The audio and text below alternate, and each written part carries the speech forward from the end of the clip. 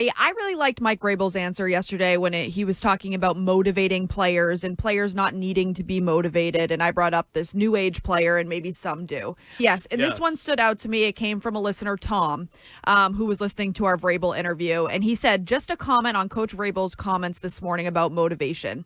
Speaking as a West Point graduate, this hit home for me. People are already motivated, and the role of a leader is to seek ways for them to align their motivations with those of others and with what the team needs them to do. Susan Fowler captured this in her book, Why Motivating People Doesn't Work and What Does.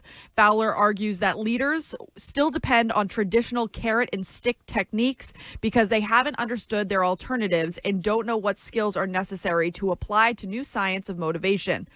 Her optimal motivation process shows leaders how to move people away from dependence on external rewards and help them discover how their jobs can meet the deeper psychological needs for choice, connection, and competence.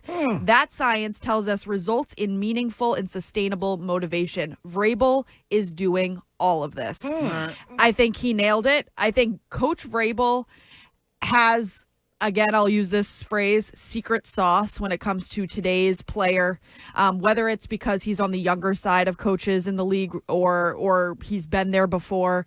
He just knows how to deal with what players are going through.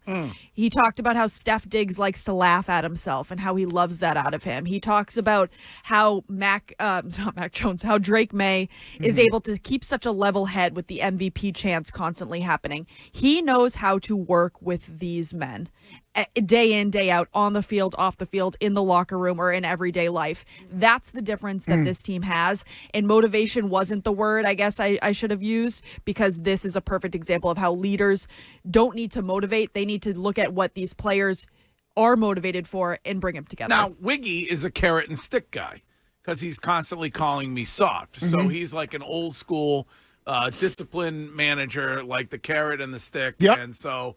but Mike Vrabel seems to have figured it out here. And it's worked out well for him because I was going to lean towards, they respect him because he's a former player, and maybe that doesn't. Part of it.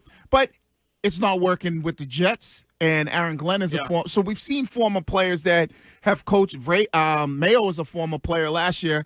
So I think it's the respect in that it's part being a former player, but it's also the fact that he's had success before